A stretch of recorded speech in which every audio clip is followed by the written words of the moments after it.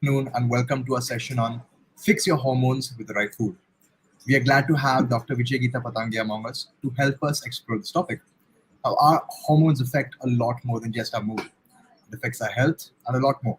So the right food can help us mitigate the effects of this, and the doctor will help us understand that even better. So, doctor, you have the stage.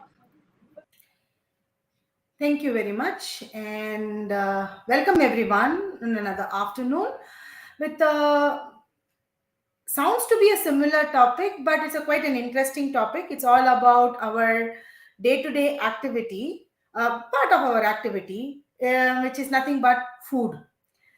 Most of us are aware, or all of us know, that the human body approaches food to be the immediate source for the nutrition, right? But let's say in the form of an ailment or a lifestyle obstruction, which is basically your quality of the life that you live amidst your work and other expectations, that somewhere we tend to fit in to just fill the stomach and fail to realize that the immediate go-to, the nutrition, sometimes goes not so balanced.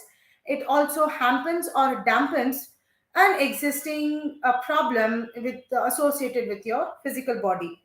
Yes, more or less all that you're going to see is about hormones, more related to both the male and the female gender, where hormones play a vital role, at least amidst the reproductive population, where there's a lot of common scenarios starting from thyroid issues to your if it is going to be a female one, we'll have her menstrual cycle issues, absence of cycle, irregular cycle, painful cycle, ovulation not happening properly, and so forth. As simple as this. Sometimes, when it comes with the male factor, there can be hormones associated with one's ejaculation or penile erection. So, some factors which is now coming more into the light as more and more people walk in to look into the specifics of understanding one's own basic fertility health. Am I all okay? Or that something needs to be done? If everything is fine, can I cheat on my diet or can I cheat on my lifestyle? All these are the secondary factors that comes to the mind. But to validate all that, the basic thing that what one would go ahead is to a doctor to get one's checked whether things are all going fine. In today's topic, we are going to deal completely about hormones and how the immediate go through, which is the nutrition part, how by altering or playing with your nutrition can a balance be achieved if there is a hormonal imbalance is all about today's takeaway. We'll also understand how to cater, and we'll also try to understand which food affects how, and your takeaway would be how would you cater your own meal plan.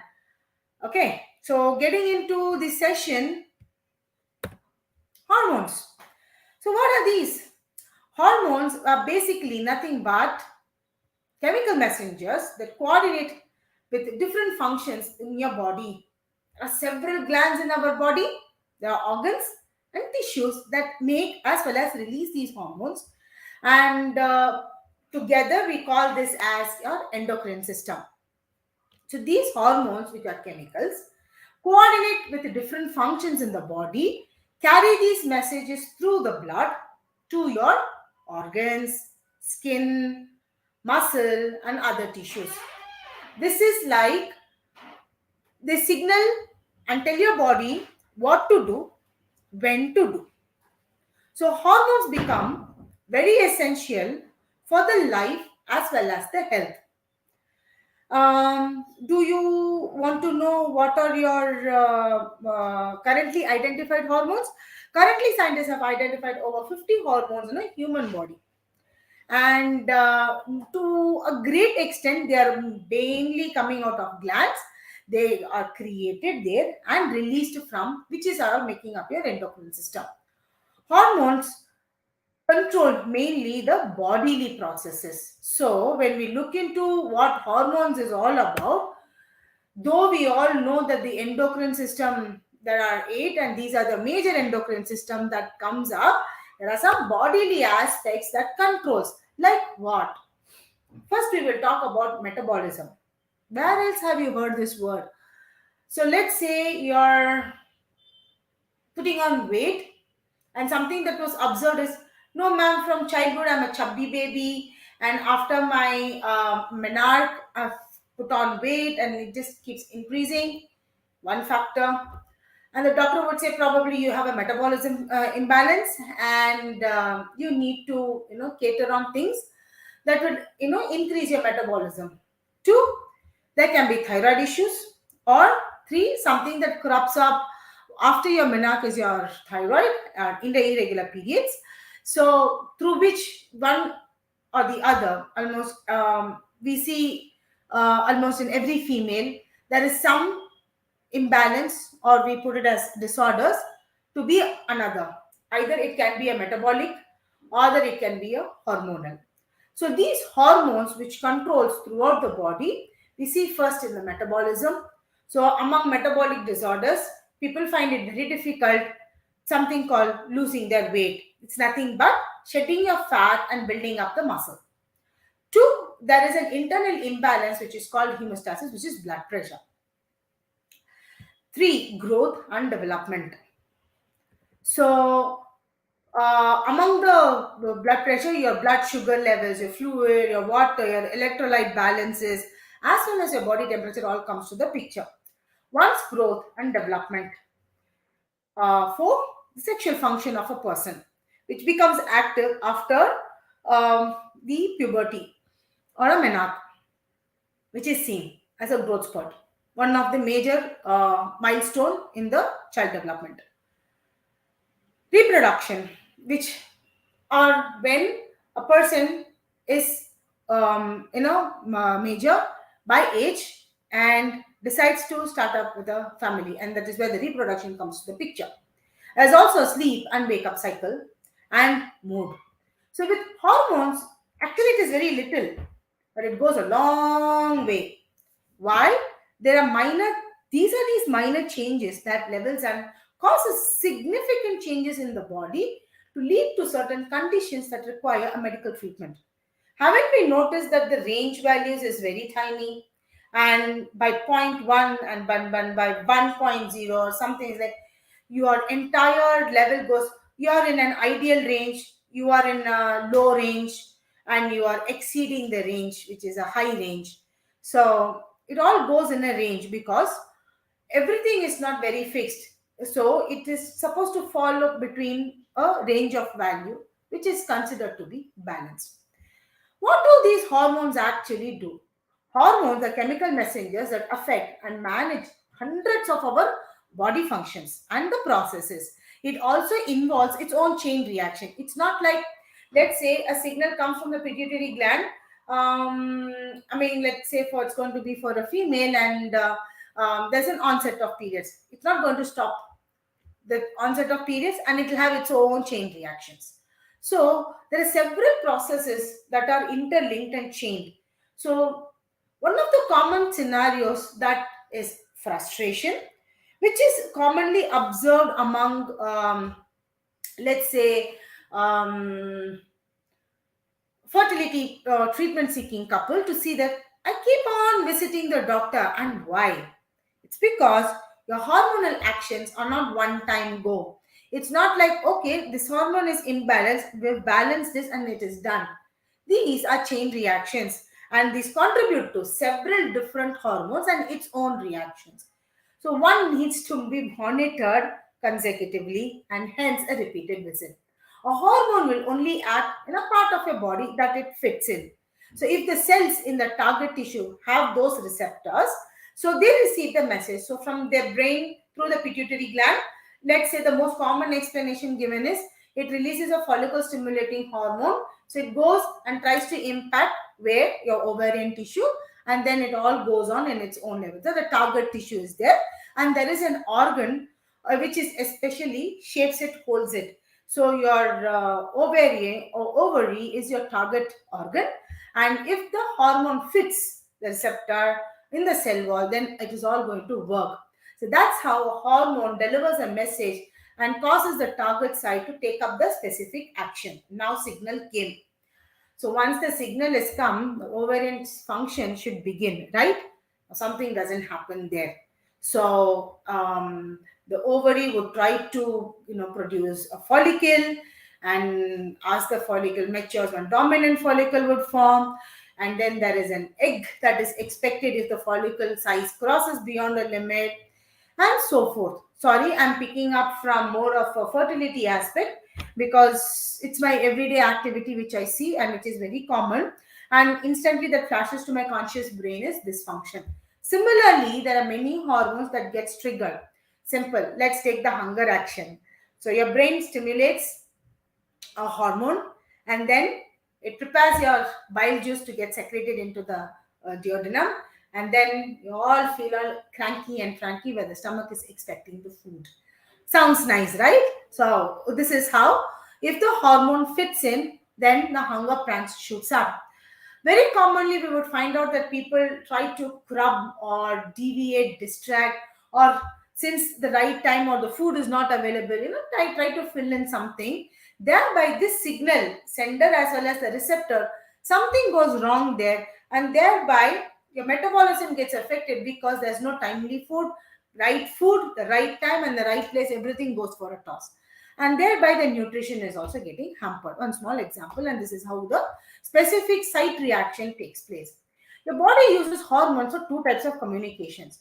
First type of communication, it is between two endocrine glands, like a pituitary gland and your another gland, let's say your ovaries or something else. So one gland releases a hormone which stimulates the other gland to change the level of hormones which is releasing.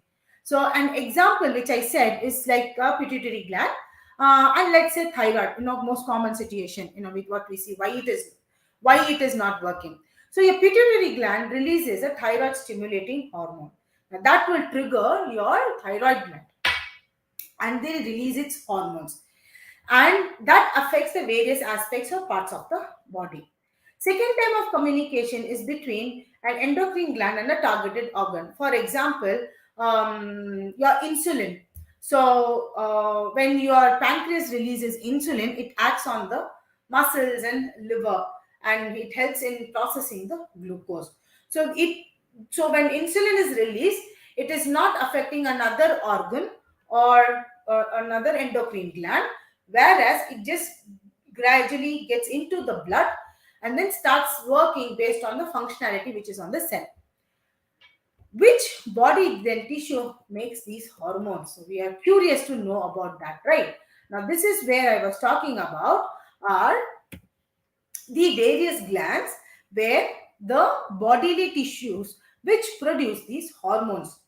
So, what there is a small difference. A gland is actually an organ that makes one or more substances, which is called as hormone, or a digestive juice, or sweat, or a tear. So, these endocrine glands, which are listed here, produce or release hormones directly into the bloodstream. So, what are they? I already spoke about pituitary, I've already spoken about thyroid, and a bit of ovaries, right? We will look into it. There's something called hypothalamus. We all know about the most famous gland, the pituitary gland. We also have pineal gland, thyroid, parathyroid glands, adrenal glands. So if people do not know what are adrenal glands, they are small, tiny, fatty tissues bumped on top of your two kidneys. We have pancreas, most commonly come across among people who are diabetic, pre-diabetic, post-diabetic, insulin dependers, type 1 diabetes and type 2 diabetes, and all comes to this picture. We've commonly heard about the organ called pancreas. And among reproductive population, the most common organ that we would look into is ovaries among females and testes among males. But not all organs and tissue that release an hormone or hormone-like substance are considered as part of an endocrine system. Something like one's fat tissue, which is an adipose tissue, they facilitate or help in the process or the entire hormonal function, but they are not a part of an endocrine or a gland. So one such tissue is called an adipose tissue, which is nothing but our fat tissues. Two, kidneys. Kidney, above the kidneys are two adrenal gland, which is the endocrine gland. Though kidney works along with that, kidney itself is not an endocrine gland. Liver. So from pancreas, the insulin works and targets the liver to break or assimilate the glucose. Though the liver responds, liver itself is not an endocrine gland. One more thing is our gastrointestinal tract. A lot of hormones and digestive juices all play in there, but unfortunately, that organ is not falling under the endocrine gland. And also, the most important part is placenta, the baby's placenta in the womb. Let's look into a bit detail what every endocrine gland does. So one would know, or I would advise people to just reflect. Okay, I just have thyroid as an issue. Let me focus. And my takeaway from today's explanation would be, oh, this is the gland that's getting affected. This is the hormone that's getting affected. What can be done? So if you can be a little bit more subjective, be mindful and aware of what you are looking with respect to your own problems will surface. So don't start looking or seeking answers for your friends and colleagues and children and grandsons and all that. But ideal thing would be to just first you understand yourself, your body and your system. The first one we're going to look into is a hypothalamus. Your hypothalamus is a very small region in your brain that connects to your pituitary gland through a something called pituitary stalk. This releases several hormones that control the pituitary gland. Some of them can be corticotropin releasing hormone. Sorry about the lengthy name. Dopamine. We've come across a lot of this among people who are like, okay, I'm finding a little bit depressive. Just because you sit and become dull doesn't mean depression. There's something called valid other symptoms that needs to correlate to say that you are actually depressed. So one of the hormones that goes into a toss is a dopamine and serotonins. So first one is this. Third one is a gonadotropin releasing hormone. Fourth one is a growth hormone releasing hormone. And then we have something called oxytocin, which is from your hypothalamus. This makes a hormone called oxytocin, but your pituitary gland stores and releases it. So one hormone is made in one place, it is stored in another gland, and then on regular basis they get released. Then there's something called somatostatin, and then we have thyrotropin releasing hormone. So these are all the list of hormones where it's been secreted from your hypothalamus. Only one hormone, it is secreted from hypothalamus, but it is stored in a pituitary gland and gets released on regular basis. It's nothing but your oxytocin. We will now look into a pituitary gland. What is a pituitary gland? A pituitary gland is something like a peanut-sized gland, again within the structure of your brain, which is behind the bridge of the nose, its back, and directly below your hypothalamus. So if this is hypothalamus, your pituitary is somewhere behind like this. They consist of two lobes. It's like two parts of a chickpea, put together, and the posterior and the anterior. And they also release several hormones. Some of them are, let's say, the anterior pituitary gland, the frontal part. It is nothing but our adrenocorticotropic hormone, most commonly found in the form of an injection, which people would hear among fertility or infertility treatment seeking couples. Your follicle stimulating hormone, the most common hormone that either a male or a female among reproductive population would get tested to check this cycle, is my bodily function going to work, and to check whether my hormonal levels are within the normal range. We have the growth hormone, we have luteinizing hormone, we have prolactin and thyroid stimulating hormone coming from the anterior pituitary gland. So then we have the posterior pituitary gland, which releases antidiuretic hormone, which is also called vasopressin, and oxytocin. So vasopressin and oxytocin are more related, are called as sex hormones, and are more available naturally within the body and aids and supports one's sexual performances. So these are the hormones where the pituitary gland secretes. So these are the lists that we've seen. Most commonly, if you see, some of them it is very commonly heard, and we are looking into the most hormone as every month routine to be checked is your follicle stimulating hormone and your luteinizing hormone. along with your estrogen, which is a estradiol, to check what can be expected in this fertility cycle, be it a male or a female. Among females, the body is made in such a way that there can be one dominant follicle and minimum or maximum to have one good oocyte or an egg. Among male, the body is designed in such a way per ejaculate there can be minimum 100,000 sperm. How many are going to be progressive motility? How many are going to be normal forms? They tend to be subjective. So the next gland that we will be talking is our pineal gland. The pineal gland is a tiny gland, again in the brain, located beneath or part of a corpus callosum, which is nothing but a bunch of nerves that connects both of your brain. This hormone, this gland actually releases a hormone called melatonin, which actually controls your sleep and wake cycle. Not much is dealt here because among the population that we see among fertility and infertility couple, the sleep cycle also becomes equally important. But most commonly among treating patients for infertility or fertility, or let's say for an IVF treatment, the people who undergo stimulating drugs, the most common scenario that they would kite or say is after, like, say 3 to 4 days of injection of elevating their hormones, most commonly people would say, ma'am, I feel tired and sleepy. So if you can realize, your hormones are being elevated, hence your pineal gland melatonin hormone is also triggered out of that, and hence there is a sleepiness, or the sleep wake cycle gets affected to a certain extent. Once your hormone regularizes after an egg pickup or your IVF cycle, you tend to go back to your regular normal sleeping pattern. We have our thyroid gland, which is the most commonly debated, understood, misunderstood part, which is thyroid. All take medications now. Gone the days where we found out at least among 100 women, we would have seen some 40 women with thyroid issues. Now among 100 ladies, we see all 100 with various levels of thyroid issues. Thyroid is a small butterfly-shaped gland located in the front of the neck under the skin. So the thyroid's main job is to control the speed of the metabolism. So if your metabolic rate is too high or too low, your thyroid functions is also going to replicate the same. So among the process, how your body transforms the food to energy is all that is mattering here.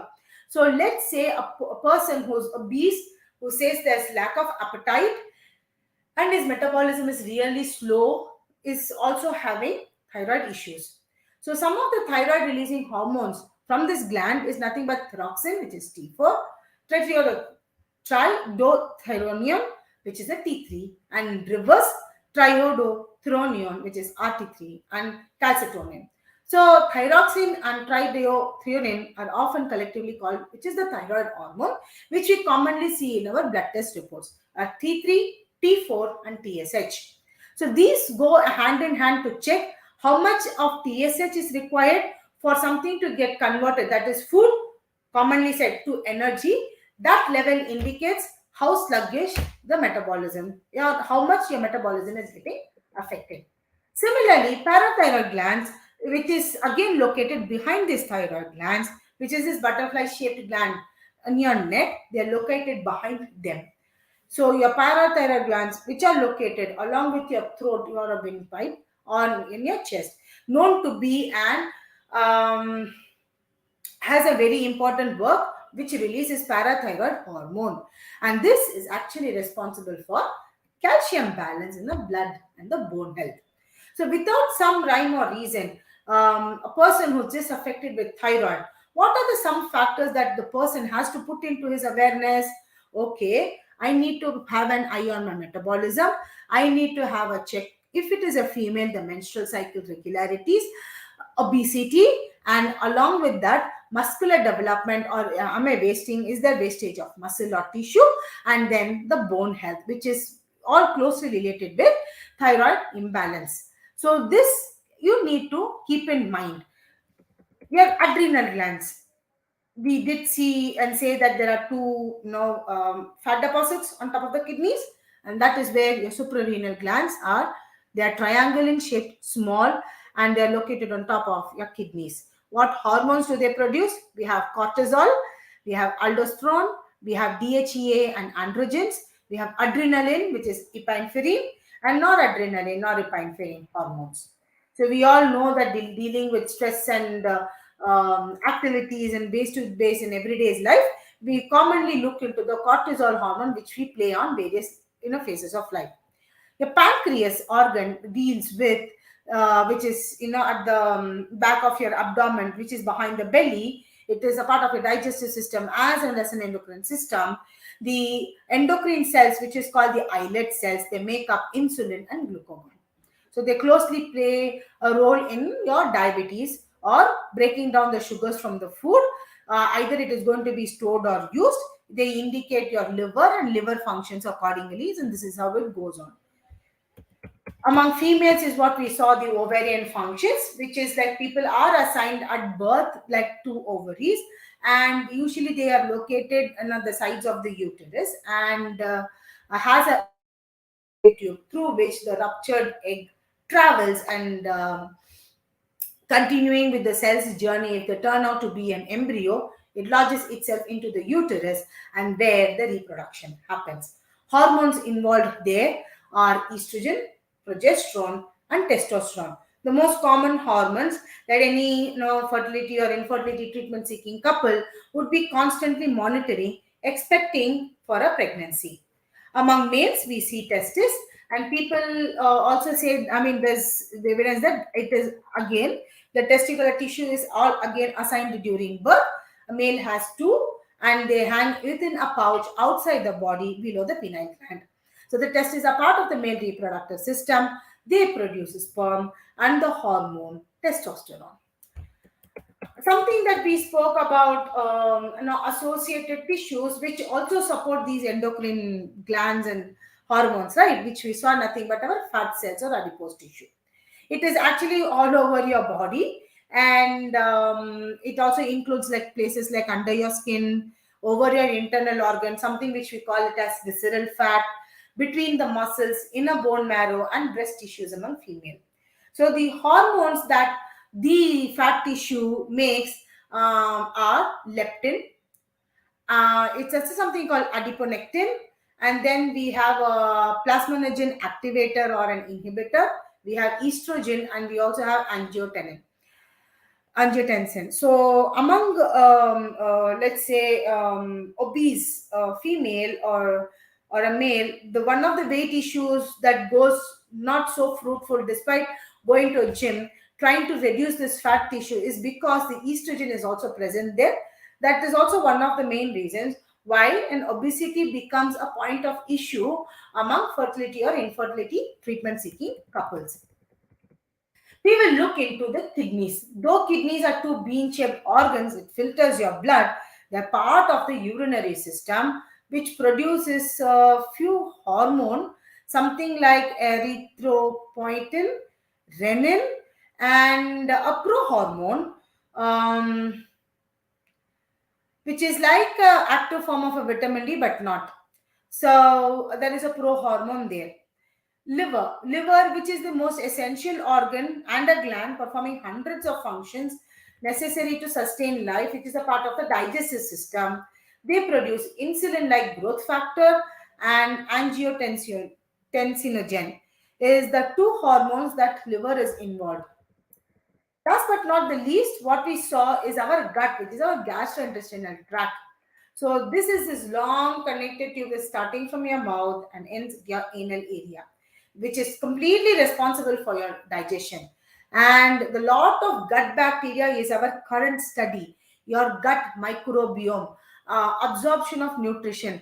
There is a common tagline that as a treatment seeking people or a frustrated person say, I am eating healthy every day. Okay, define what is healthy. My plate contains good amount of protein, good amount of vegetables, good amount of carbohydrates, and it's a healthy diet. But why what I eat, it's not reflected in my blood test or in my hormonal test? Well, give me two things. One, poor gut health, which obstructs absorption of nutrition and essential items from the food to the bloodstream. Two, your food itself is not having them. Like processed food or stored food or old food, something like that. So there's a lot of things or activities that happen, and hence we all that we can repeatedly say is eat healthy food. And unfortunately, there's nothing called junk. Your basic, even French fries carries carbohydrates and fat. So I do not understand the terminology junk, because ideally you are eating actually something, and nothing that the body will not just take anything and throw away. It's only that it is too much of carbohydrates which your body doesn't require.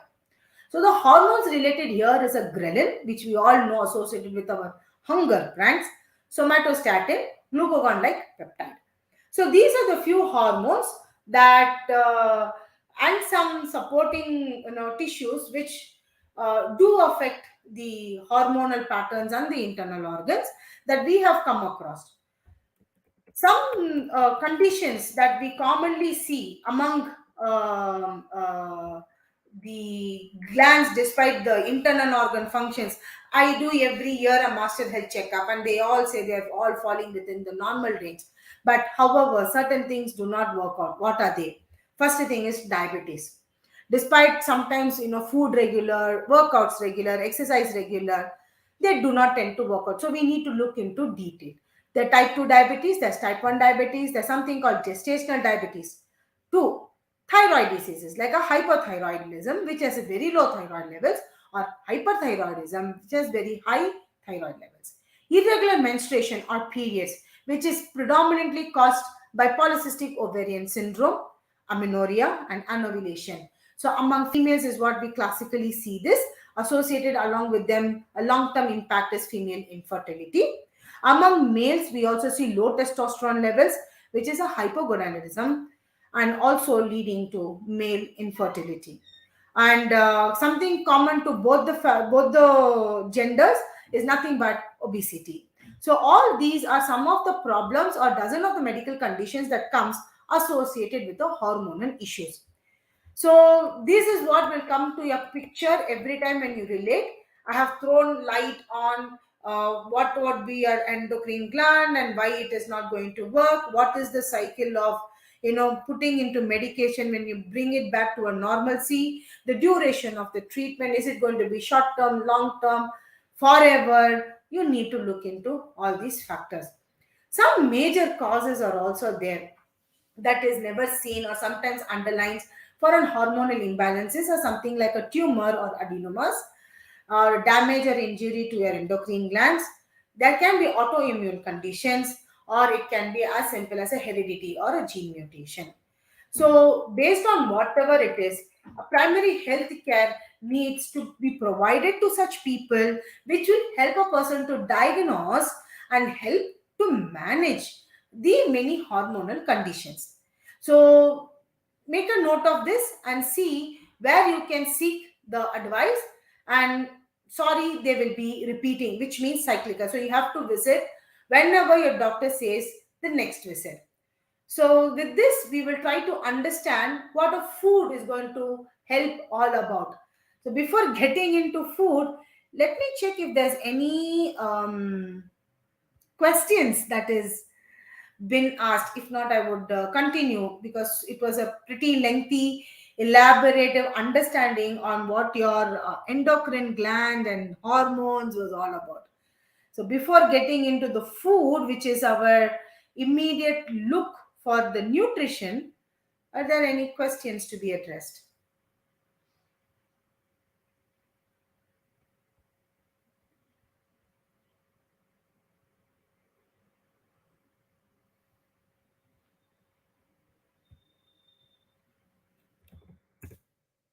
Okay, let them come as they come. We will now get into the most important, the most weighting of the entire thing, which is nothing but food. One small picture I have put how the food will affect this. So the signal comes from the pituitary gland. Sorry, this is all more seeking towards the fertility population and the studies among that. So this would resonate more among people who's like, okay, I came here, I've taken this medications, I'm supposed to do this, I'm stressed, so there is something to be done for the stress, and also that is the food that been taken, would see that the affect the pituitary gland, will have an impact with the hormones. It also has an impact in an endometrium. The hormone also has an impact on an ovary, and then all this collaboratively, it is how it works for a fertility aspect. So, immediate nutrition source, the moment one would say, the first thing that comes in anybody's mind is a food pyramid. What are the food pyramids is all about? So, not to go detail, everybody know what a food is. We will look into what are the important aspects in a food that needs to be taken. We all know it is there. We all know almost 60% of the food, if it is protein, for a person whose physical body lacks protein, will have a contributing factor as, let's say, a good ovulation or a very good reproductive expected hormones to fall into place. um, Among gym going people who are among bodybuilders, if they are very lean and there is no lean mass, and then the trainer says, you need to build on tissue, the first focus goes is to your protein. So let's say there are people who are, very tired, there's no immediate energy to work on and all that, then they would focus on carbohydrate. Last but not the least, we also need antioxidants and micronutrients, which is also found in vegetables and fruits. So this is how the pyramid goes on. But in that slab of, let's say, my protein or vegetables, what plays what role? I'm still confused. To my understanding, a vegetable is a vegetable. No. So let's see in this what is the important part and why it is very important. Among the list which says about your habits on balancing hormones, there are few foods that are really very contributing. Some of them are nothing but cruciferous vegetables, which are but leafy. What do you mean by them? They they carry a phytochemical known as indole 3 carbinol, which is produced and promotes a liver function. It is very important for this hormonal balance, where our used up hormones facilitates and gets cleared out. What are some of the examples of this cruciferous vegetables which benefits the liver? Your greens, cabbage, bok choy, we have broccoli, we have Brussels sprouts, we have cauliflower, we have greens like kale, and our radish. So this is all about among the vegetables, the most important part of the vegetable that will benefit one's liver. Eating good fats daily. So eating good fats is very essential for the hormone production. We've all seen that, right? And adipose tissue also contributes. But we need to build them as well. This will help in reducing inflammation, and always including a good portion of a fat in the meal, which comes from your olive oil, flaxseed oil, and avocados, or nuts and seeds, butters and avocados do carry good fats. And based on calculation, which is your 2000 calories, you can calculate up to say what is a portion of fat that you will incorporate in your diet. Among vegetables that you see, it's you need to eat array of vegetables. So let's put, what do you mean by array? The most common rays that comes to our mind is our rainbow. So we eat a variety of colors and sure to get different properties out of them benefited. There are various vitamins and minerals in among each of them that carry, and at least try to eat 7 to 8 portions a day. A portion is a fit size. So probably an afternoon I would eat 2 portions of vegetables, because that's my leisure time and I also have time to meal up. Equal quality of protein every meal, which is very important. Your protein fills up and keeps you fuller for longer, and it also gives a balance to your blood sugar levels. So whether it is an animal protein or a plant protein, being it of a personal choice, the recommendation of both is always important. See, in an animal protein, most of the amino acids are completely available. But in a plant protein, they tend to be incomplete. So it becomes like a chain reaction. You can't eat chickpeas every time. So your chickpea says one part of amino acid is there, then you eat a tur dal, and you eat a channa, and you eat a black bean, or you eat a kidney bean, and you have to have all your pulses together to get the complete nutrition of all the amino acids which is available from the protein. One of the points to be noted among pure vegetarian or vegan eaters. So this complete eating becomes very important because there is a tendency to fall back here. Did you eat protein for the day? Today's protein was tofu. I think I'm done. No, it is still incomplete. So you need to have a focus to understand what the protein would do all about. Look into the nuances and see whether your plate takes in. Importance of eating seeds daily.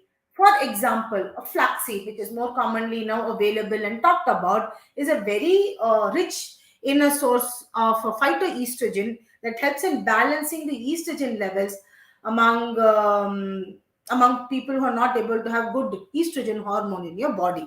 So this plays a very important role that nuts and seeds also do contribute. Your food should be whole and it should be in moderation.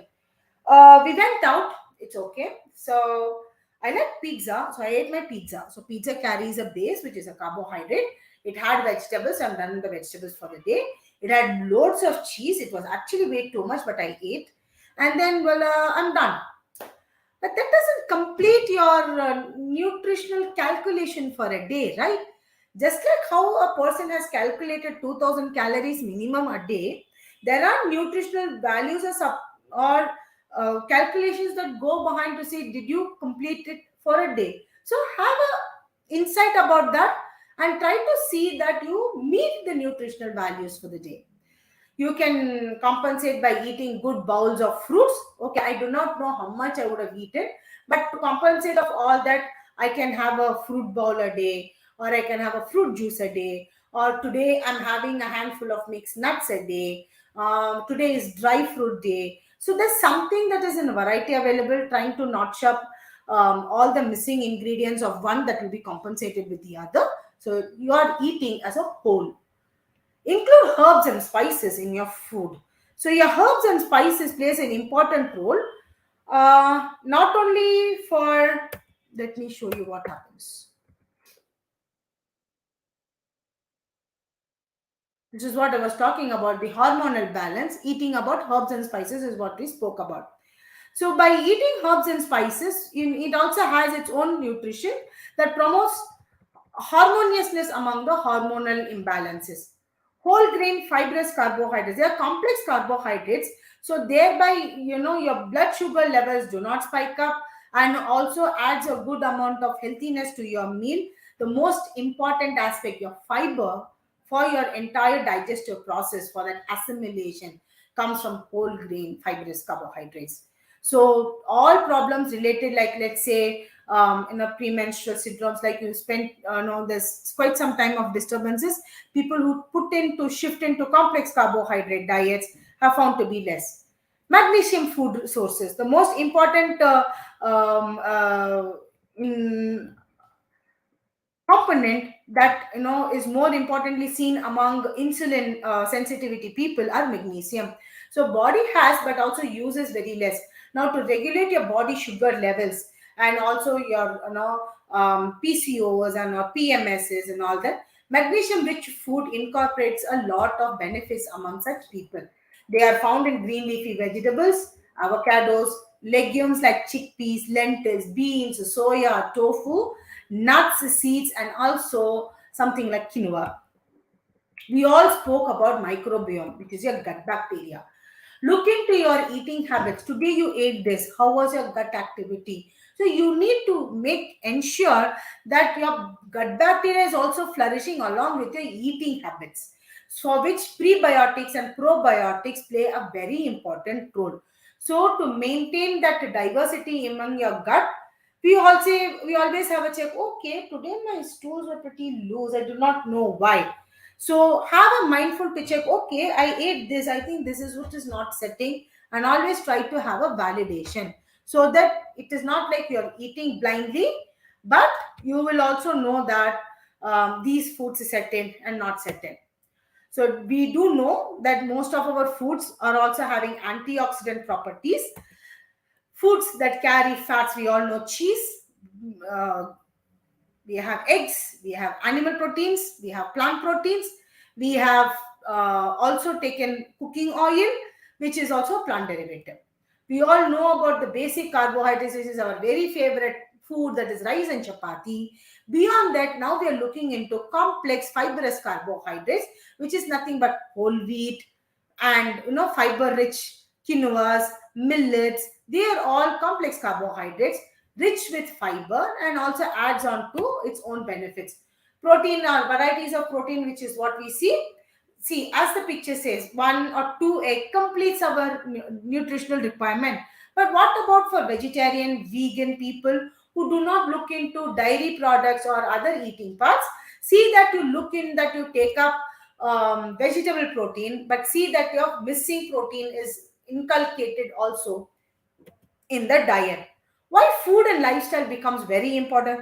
There are a lot of research articles that's been documented to say there are nutritional disorders, there is malnutrition that is highlighted, and always overweight and obesity are two important factors that is underlining among treatment seeking couples, specifically for pregnancies or fertility issues. The nutrition related diseases is also becoming common nowadays. Obesity and anovulation is also something very commonly currently seen, for which a person has to undergo rigorous clinical management to bring the hormone to a balance and then to put into its fruitful action. The most common one that now been identified and accepted is nothing but the polycystic ovarian syndrome or polycystic ovarian disease, along with the metabolic syndrome.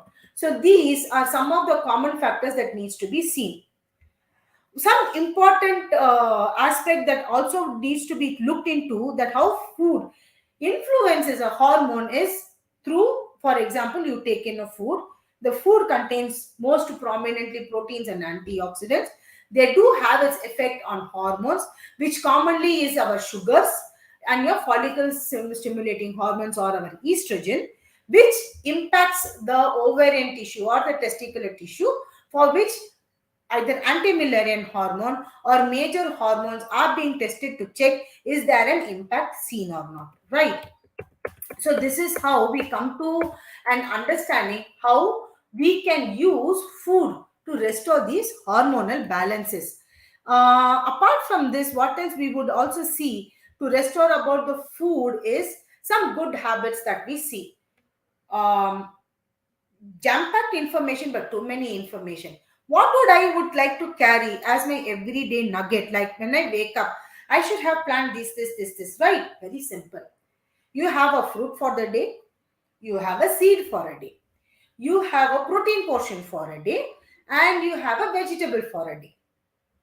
You will have a portion of carbohydrate for a day. This is one hand and there are five fingers.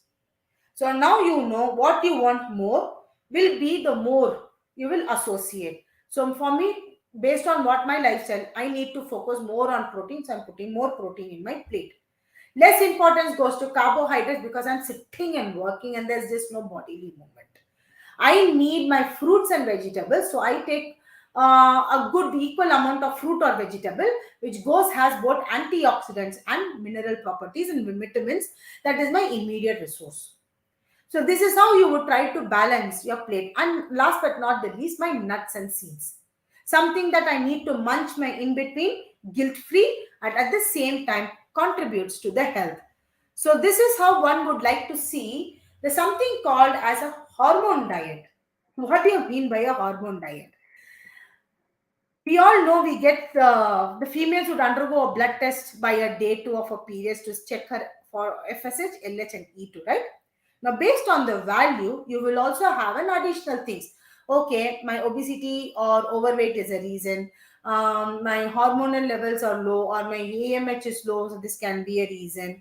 So now you find out what the reason, incorporate on what you can eat, and plan for the week. You plan for the week, then you will last it for a month, and this is how you would see a significant improvement. Fortunately or unfortunately, the human bodily cycle for the internal organs to bring up a changed activity or to see an impact of change through your diet and lifestyle at least takes 3 months. So regularly try to follow this pattern and see the beneficials. Anyways, you're going to get tested. So when you retest to check whether they are working or not. So, what you can eat, your protein resources, your snack resources, I'm substituting as seeds and nuts, my vegetables and fruits resources that will take care of various antioxidants, and my complex carbohydrates that will keep me full, my fiber intake, as well as managing my health energy that the body requires also comes to the place, and see that the plate is complete and not of incompleteness. So the amount of effort you put in calculating to eat based on your hormones is all about a hormone based diet, which is what I had been discussed a little bit here, to throw light based on how you would like to incorporate the beneficiaries of your food. There's a small saying: foods that support hormonal balance include foods which is rich in healthy fats, healthy protein, and cruciferous vegetables. It is as simple as that. If you're not able to recollect what are the five things that will go based on my hand, the minimum things are three that needs to be taken care of. So to take care, there is a simple formula: three things that you need to do to balance your hormones, and through food one is able to achieve to see a significant improvement. I'm not saying everything can be changed and affected and brought about a bigger change only by food. You need to also equally exercise and do other activities to incorporate and move forward, to see that you will have a balanced quality of life to achieve what you wanted to achieve. To a person, it can be an irregular periods. To a fertile lady, you can check about, no, I'm fertile, but still my hormones are just imbalanced. Or among infertility people, no, I need to improve my fertility factor. There is still hope because certain values are just on the brim. And among proper infertility seeking couples, let me see with these changes, can I achieve my dream of pregnancy and motherhood as fast as possible? Last but not the least, procedures are lengthy, treatments are lengthy, they are cyclical in nature because our hormones are behaved and designed in that way. So when one hormone is hitting the other organ, that organ has a bunch of hormones that it will put into cyclic reaction. It is very necessary that you meet your doctors, specifically your treating doctors, to come to and understand the importance of the timely medication, the importance of what you will be going through this, and what to expect out of the current visit. So this will keep your frustrations and anxiety low and give you a focused way of achieving what you wanted to achieve. So with this putting through, I would like to end my session here, and the session is open for questions.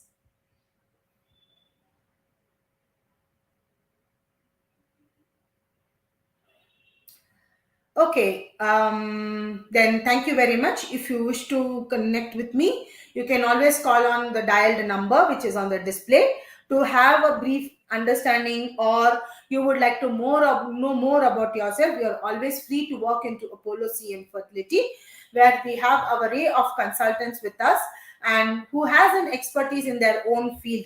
We have Dr. Chitra Ramurthy, we have Dr. Mala Prakash, we have Dr. Harshita Ramamurthy, as well as Dr. Nikita here to cater your needs and to see what can be done to bring in a healthy, prospective life ahead. So, with that, I end today's session. Thank you for listening.